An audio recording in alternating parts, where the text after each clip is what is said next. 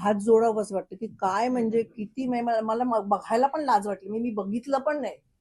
इतके लज्जास्पद म्हणजे अगदी काय प्रत्येकाच्या माझं असं म्हणणं की मी तर तुमच्यातर्फे सगळ्यांना निवेदन करते. प्रत्येकाच्या आयुष्यात तुम्ही कुठलाही माणूस घ्या, सगळ्यात श्रीमंत माणूस पकडा, स्टीव्ह जॉब्स असेल किंवा कोण असेल किंवा सगळ्यात गरीब पकडा.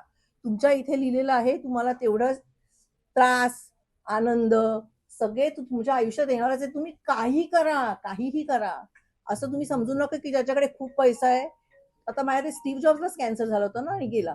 सो तुमच्याकडे कितीही पैसा असेल तरी तुमच्या नशिबात येत ना भोंदू बाबा त्याच्यापासून. सो मी विनंती करीन तुम्ही या भोंदू बाबांकडे जाणं बंद करा. म्हणजे आमच्याकडे इतकी लोक आली होती, मी नावं नाही आता घेणार. त्यावेळेला आमचे 13 आमदार आले तेव्हा माझ्याकडे इतके लोक आले होते भोंदूबाबांसाठी.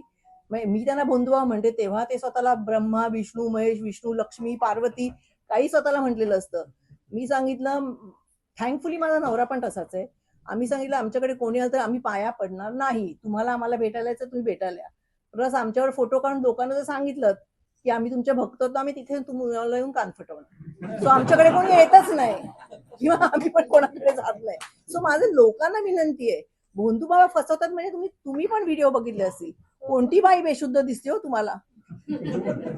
काय म्हणजे काय चाललंय आपला समाज कुठे चाललाय? म्हणजे आपण महाराष्ट्र हा समाज सुधारक किती लिस्ट आहे हो आपल्या संतांपासून हुशार माणसांपासून सायंटिस्ट पासून साहित्यिकांपर्यंत. काय म्हणजे लोक वेडे झालेत का काय कळत नाही मला. बरं काय हा भोंदू बाबा तुमच्या काय नवऱ्याला प्रमोशन मिळवून देणार आहे? काय बदल्या करणार आहे? बरं काय किती पैसा खायचा आणि इथेच ठेवून जायचंय पैसा तो कोणीही देऊ शकत नाही.